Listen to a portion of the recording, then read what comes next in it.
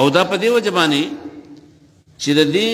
زرو رکعاتو د زرو شپو د عبادت دا ورځ چې ده دې ته الله تبارک وتعالی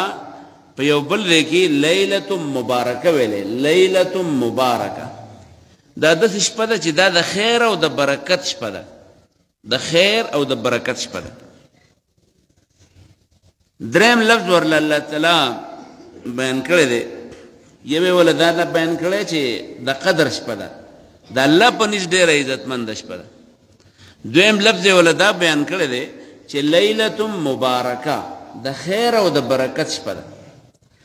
او دریم ټکی ولا ذکر کړي فيها يفرق كل امر حكيم فيها يفرق كل امر حكيم پدې شپه باندې د الله تعالی د طرفنا د چا د عزت او د چا د ښکته کېدو د پورته کېدو او د رزق د پراخۍ او د تنګۍ فیصلې کوي څه ذهن کې راغله زه د یو تن نه تپوس کوم چې رئیس څه شو جاید والسلام وګرځاو غنداغه نه مې کو 13 جمعه نه پاتې شو ځان محمد صاحب اولنۍ ما وې د قدر شپه ورته وي دویم ورله سټه کې وایو لیلة مبارکه او دریم دا وایو چې په دې کې الله تعالی د تقدیرونو فیصلې کوي د خلقو د خیر د شر د ترقۍ د تنزلۍ د عزتمندۍ د کمزوري کېدو د دې فیصلې پکې کوي نو دا خو تاسو موږ ته پته نشته ډېره ځکه چې موږ او تاسو ته نه ترقي معلوم ده او نه راته تنزلي معلوم ده زموږ په پښتنو کې 2-3 ورځې داسې چې هغې ته خلک د خوشحالۍ ورځې وي یو د واده شپه ورته وایي خلک حاجي صاحب د واده شپه ښایي که نه خلک ورته خوشحاله وي څوک پکې نغارې وایي څوک چورني وایي څوک ډزې کوي څوک هسې سندرې وایي او څوک که دغه هم نه وي نو میخه غوا چرګوړی داسې شی حلال کړي او خلک یې راغونډ کړئ یو دې ته موږ د خوشحالۍ ورځ وایو او یو د خوشحالۍ ورځ هغې چې کله د سړي پلار رور تره د دنیا نه څه شي د خوشحالۍ ورځ مې ورته ولې وویله په دې ورځ باندې مونږ عام واده کې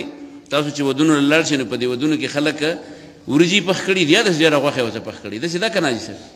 وریجې او بیا ورسره څه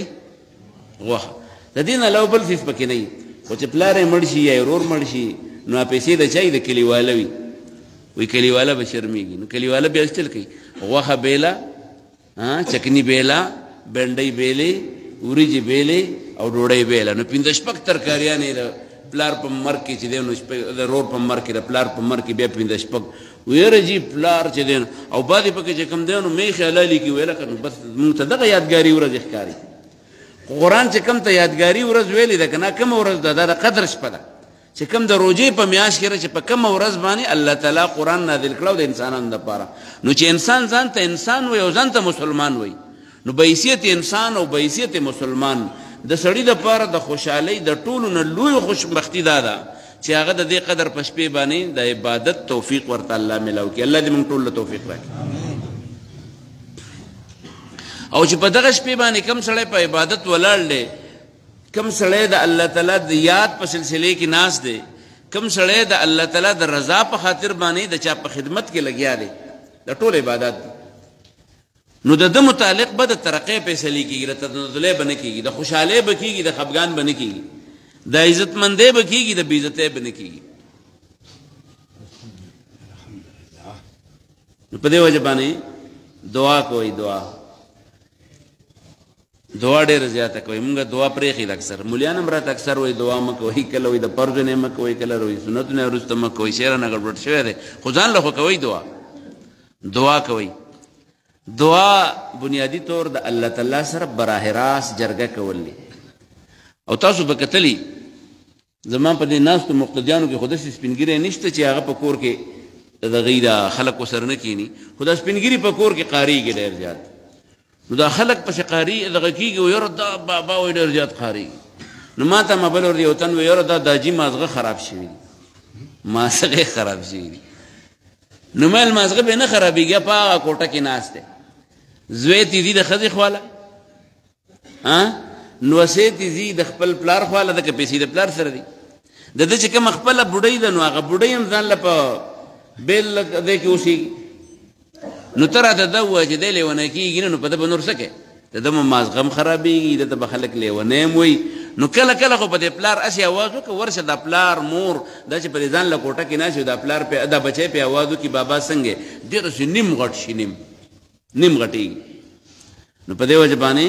دا چې ته د الله تعالی سره आवाज په وکړي چې یا الله आवाज په وکړي دا مونږ چې ير کړل بل پرون موږ د دیر یو الک دغه چې په کرکټ کې به مشهور شوی ورب الارضین आवाज وکړه کنه نو چې ته आवाज وکړې کنه نو الله تعالی وی ادعوني ما تچغک استجب لكم چې جواب دل ورکړه نو دعاګانې غواړي ځان د پارم غواړي بچو د پارم غواړي امت د پارم غواړي الله دې زموږ د امت مسلمه په خپل باندې غم کړي هر شپه د روزي چې د هر شپه د روزي په دې باندې الله تعالی دعاګانې قبلې ما درته مخکې وی چې د روزي پایدې بیانوم درته نن کوم چې پیغمبر بیان کړی د روزي په هر شپه باندې الله تعالی دعاګانې قبلې هر شپه دعاګانې قبلې یو حدیث دی وګد حدیث دی هغه کې دا دی چې رسول الله صلی الله علیه وسلم فرمایي چې کله اولنۍ شپه د روزي راشي کنه د شیطانانو تړل شي او دا زورور شیطانان چې دي ته واګي ور واچول شي د جهنم دا دروازه بند شي لم يفتح منها باب د جهنم یو دروازه کولاونی ټوله بندي او د جنت دروازې کولاو کړي شي فتحت ابواب الجنه د جنت دروازې کولاو شي لم يغلق منها واحد یو واحد یوته هم بندنه ټوله دروازې کولاوي توبه وباسي صدقه ورکه خیراتونه کې بروجي کې صفتونه تعریفونه کې حمد او ذکر او ثنا کې ټول دروازې کولاو دي او په دې هر دروازې باندې چې کم خلق ور روان دي کاغه د جهنم دی او کاغه د جنت دی د دواړو ته یو आवाज کیږي دا आवाज یاد کې یا باغی الشر الکا پښتو کې موږ وایي الکا بد نصیب چرته روانه اقصر ودرېګ نور مذاقوا یا باغی الشر اقصر اے د شر طلبگار ودرېګ مذاقوا قدم مال تبا کی موږ چې په بلې باندې ماشوم روانین په आवाज کو اخواشه نو دغه شان आवाज کیږي په روزه کې هر سړی ته یا باغی الشر اقصر اے د شر طلبگار پشاشه او پس او یا باغی الخير اقبل الکه دا د خیر کار کوونکی راتیز شه نو په دې روزي کې د نیکی کارونه آسان شي او د ګناه کارونه ګران شي دا د هغه आवाज برکت دی چې هغه د خیر کار ولته راتیز شه او چې دغه ماشوم چې کله سړی اول رواني کنه نو داسې ورته راشه نو چې هغه بیر یو قدم والی وي په بڑا راشه بڑا بس ته په دل لګي مشران ته پتی بڑا راشه او چې هغه یو قدم والی نو پل واخله پل د بختور شه سبب الواخله او کله کله پسې ولا کوړه پسې دغه کې د پسرغړې وي دا پسې دغه شانې په دې روزه کې هر انسان ته आवाज کیږي یا باغی الخير اقبل د خیر طلبگار راتیز شه یا باغی الشر اقصر اے د شر طلبگار ودرېګ نور مزه حرکت مکو تبا کیږي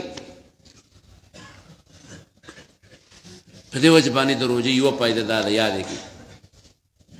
دا په کورونو کې یو بل سره ډیسکس کوي چې کوم خبرې واره په بار ځکه کور کې د موږ مېندې یا خويندې یا لونه بچیانی چې دي خزي اخو د دې جمعې منځل نه راځي او نه د تنظیم شته زموږ په جماعتونو کې چې هغه پکې دي نو په دې وجه باندې دا وای خپل کورونو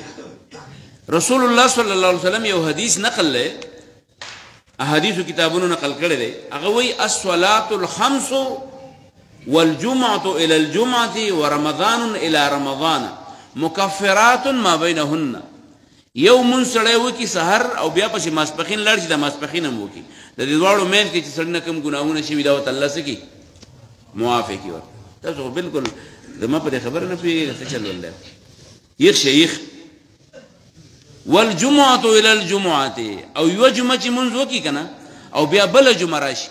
او بلم پسې وکړي د دوړو جمعو په منځ کې چې څنګه کم ګناهونه شوي د دې راتلونکو جمعې په وجه ورته الله تعالی غرتیر جمعې او ګناهونه سکی معاف کړي ورمضان الى رمضان او یو روزه په روز کال پوره میاشت نیولې و او یو دی ورپسې سکال ونی و نو د دې روزې په وجه ټول منځ کې چې کم ګناهونه د سړي نشي ورته معاف شي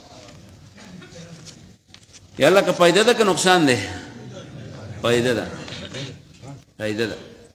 نو د روزه نیول چې دي نو دا به څنګه نیسو دا داسې نه چې یاره چې که چا ونیوه نو خیر دی، که چا ونه نیوه نو په روژه خوړو خو سړی کافر کېږي نه، نو کافر کېږي نه، خو پته درته شته چې یوه روژه دې وخوړه نو چې 2 میاشتې پسې روژه ونیسې نه شي پوره کولی، د هغې هغه سزا نه شي پوره کولی. او یو پیدا دا واورئ، یو پیدا رسول الله صلی الله علیه وسلم فرمایي ولله عتقاء من النار وذلك في كل ليله. الله تعالی د جهنم د اور نه په دې روزې په هر شپه باندې ډیر خلک د جهنم د اور نه آزادوي، د جهنم د اور نه آزادوي. د جهنم د اور نه آزادولو مطلب دا نه دی چې کنه جنت ته تللی دی نو الله وایي دغه مې دې ویستو، نه، چې کوم سړی د جهنم مستحق شوی دی الله دې موږ جهنم نه ټول وساتي. دغه د جهنم مستحقین الله تعالی د جهنم نه وباسي، د دې د پیرس د جهنميانو نه لرې کوي. دا د روزې په هر ماښام، یعنی هر ماښام د داسې خلکو پیرس جوړیږي چې یا د جهنم نه ورته نجات میلاویږي. نو الله دې پکې زموږ نومونه راولي، خو اسې نه راولي. بوډۍ زویه نو څه خو بویه که نه، څه خو بویه، نو چې څه بویې مطلب د روژې حقونه ادا کړه نو الله تعالی داسې روژه چې چا قبوله کړي نو الله تعالی پې بیا د جهنم نه ول نجات ورکوي. او یو بل حدیث مې کتو د تبلیغ نصاب کې د رمضان پر دغه کې لیکلی، ما په بل کتاب کې نه دی کتلی، هغې کې مې کتلی. هغې کې وایي چې دا هره شپه څومره خلک د جهنم نه آزاد شي چې کله اخري شپه شي که نه نو دا ټولې میاشت کې چې څونه آزاد شوي دونه الله تعالی په یوه شپه نور آزاد کړي. یا لکه شکر خو وباسي الحمدلله. نو چې په دې کې هم سړی رانه شي، په هر ماښامي کې هم رانه شي او په اخره شپه هم رانه شي، د دې نه غټ بدنصیبه بل شته؟ نشته که نه. رسول الله صلی الله علیه وسلم وایي 3 بدنصیبه پکې شته چې کوم سړی په دې ګناه فخر کوي. زموږ د بعضې خلک چې که نه ګناه هم کوي او بیا پې فخر کوي. کوم سړی چې په ګناه فخر کوي که نه دا سړی روژه پې اثر نشي کولی. نمبر 1. نمبر 2 دا چې د مور پلار نافرماني، که د مور پلار د نافرمانو پیرس مو اوس ونیو که نه کېدای شي په مونږ نیم ټول نیم پاسو، دا نیم به ترې وباسم نیم خو پاسو. ولې پاسو؟ ځکه چې ما یو ملګري ته ویې ما د پلار له 100 روپۍ ورکوه، ځکه چې پلاران خو چې بوډاګان شي بیا خو د ګټې وټې نه وي، نو هغه ما ته ویې ډوډۍ خوري جامې وله ده راوړم نو دی پې څه کوي؟ نو پلار یې ما ته وایي ته د نه تپوس وکړه چې ته پې څه کوې؟ نو هغه ویل زه پې کور ته سودا راوړم. نو ویل ګوره بدنصیبه چې مال یې راکړي ته هم خپل بچي له راوړې او زه به هم ستا بچي له راوړم، زما خو بچي نشته نو خو ستا بچي له به یې پې راوړم که نه، نو دا پر ستا رزق به زما په لاس تا کره راشي نو زه به خوشحاله شم. نو تاسو زه ستاسو ټول نه تپوس کوم تاسو چېرته داسې چل کړی چې تنخواوالی پلار له ورکوي؟ اکثر پلار ته وایي دا پیسه کوي، ابۍ پیسه کوي. دا خو ابۍ د چې ځان له چېرته لور وله څه څیز ورکوي، ورور وله چېرته له 100 روپۍ د سعودي دوبۍ نه راشي وله ورکړي په جب کې کېږي. او بیا وایي یاره چې کله بیا داسې څه مسله راشي نو مور وایي دی بچي له یې ورکړه، دی پلار وایي دی بچي باندې تقسیم کا، الله وایي د دې پلار دا مال اوس په دې بچي تقسیم کا، خو بچی چېرته هم پلار ته دا نسبت نه کوي. رسول الله صلی الله علیه وسلم ملګری دی حضرت ابوبکر حضرت عمر دی، هغې یو ځلې خپل زوی ته ویل لکه دا ښځه پرېږده بس نور د په دې کور کې دا یا به تی یا به دا ښځه یا به چې کوم دی نو تی دواړو کې ستا خوښه ده، ته پاتې کېږي که دا پاتې کېږي. حضرت عمر ته زوی وایي بابا زما سره وخت پاس کېږي تا ته دې څه تکلیف دی؟ هغه راغی پیغمبر علیه السلام ته ویل یا رسول الله صلی الله علیه وسلم دا لک رابانه چې ځان خرابوي پښتو کې مونږ وایو هغه نه دي ویلي داسې ته دا پوهېږه که دله جنۍ دا دې په کور کې نه ساتي. نو هغه دا عمر زوی راوغوښتو رضی الله عنه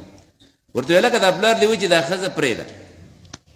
بس د هغه په نظر کې به دا داسې چې دا به ستا کردار ته به نقصان رسوي. نو هغه ورته یاره چې زما خو سره وخت ما ته څه ګیله نشته نو لکه زه څه وکړم دا زه تاسو ته د دې لپاره اورم چې ځان ته سوچ وکړو مونږ تاسو ټول په دې کې لاوي یو. نو حضرت عمر ته چې حضرت د هغه زوی ته چې کله رسول الله صلی الله علیه وسلم یې پرېږده نو هغه ورته وایي چې زما خو څه وخت اوړي نو هغه ورته وایي انت و مالک لابیک ته او ستا د پلار ستا د مال ټول دا ستا د پلار دی ستا پکې اختیار نشته به د پلار د کار دی که پلار مې وایي بس پرېښه طلاق یې په داسې ټایم کې طلاق ورکړی چې هغه خو غریبه بیمار وه. نو پیغمبر علیه السلام ورته ویل لاړ شه ورته ووایه چې بېرته رجوع وکړه چې کله بېروغه شوه بیماري یې ختمه شوه او ښه صحیح سلامت وه او پلار دې بیا هم نه منله نو بس بیا یې څه که بیا طلاقه کړه. نو کتابونه لیکي چې حضرت عمر زوی چې دی نو هغه ښځه د پلار په وینا باندې د رسول الله صلی الله علیه وسلم په حکم باندې څه کړه په 3 طلاقو یې طلاق کړه خو په بیل بیل یو میاشت به بله میاشت به بله میاشت. زما غرض د دې خبرې دا دی چې زمونږ استاد د پلارانو سره دغه سلوکي نو رسول الله صلی الله علیه وسلم فرمایي چې د مور او د پلار نافرمانه بچی دی دا ځان په دې روژه نشي خلاصولی د دغې خلکو په باره کې فیصله نه کېږي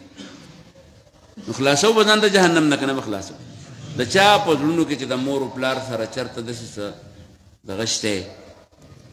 کوټ شته دې دی نه چې وځئ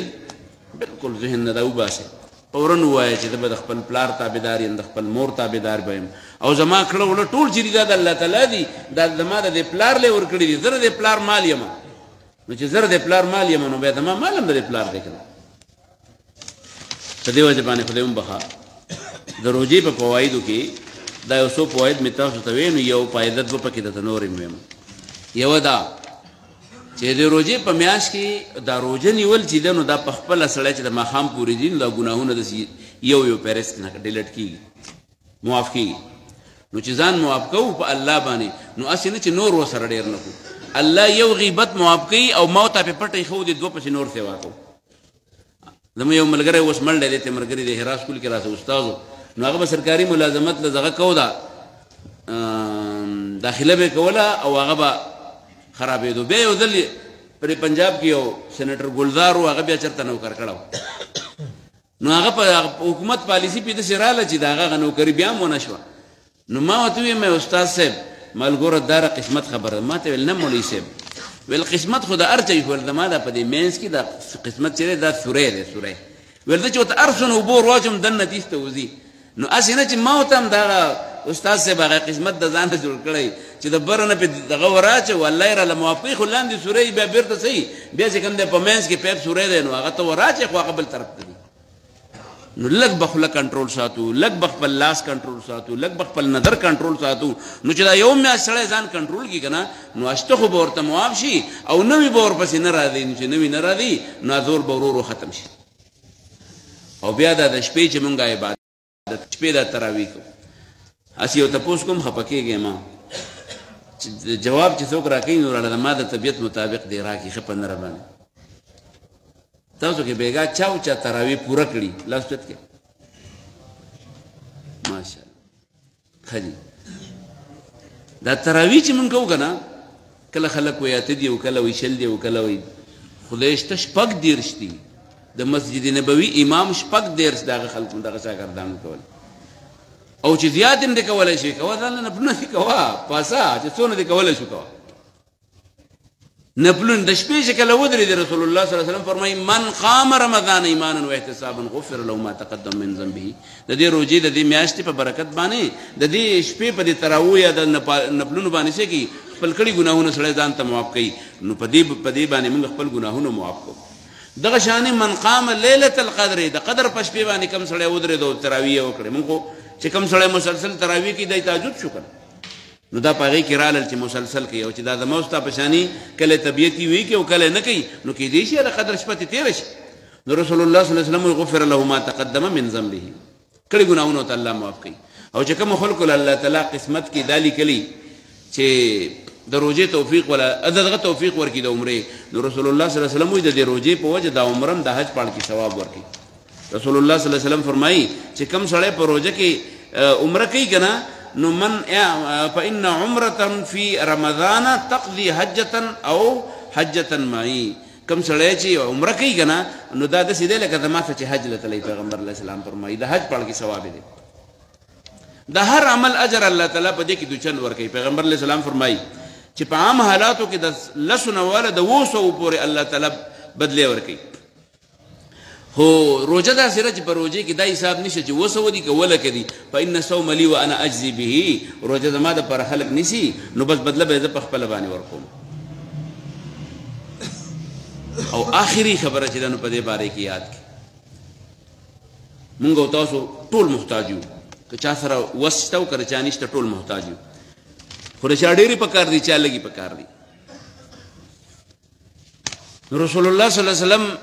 مخکې ما تاسو ته ووایي چې دعا به هر سړی غواړي نو دعا چې کله سړی غواړي که نه نو دعا غوښتل خو به د الله نه غواړي نو دعا به یا قبلیږي یا به نه قبلیږي رسول الله صلی الله علیه وسلم فرمایي په دې روزه کې هر ورځ یو دعا خامخا قبلېږي. هر ورځ یو دعا خامخا قبلېږي. فرمایي ان لله تبارك وتعالى وتقاء في كل يوم وليلة يعني في رمضان وإن لكل مسلم في كل يوم وليلة دعوة مستجابة. هر روزه کې یو دعا لازمن قبلېږي. نو دعا له ټیم ورکوي، دعا له ټیم ورکول پکار دی. چې دعا له ټیم ورنکو نو بیا به شي، بیا به دعاګانې یو خو مونږ کوونه او چې کوی نه نو قبولي به د کم دی نه شي. نو دعاګانو له پکې هم ضرور کې دا هغه د روزې د فوایدو په حوالې باندې نن ما خبره وکړه. انشاءالله بیا به نور هم پکې خبرې کوو.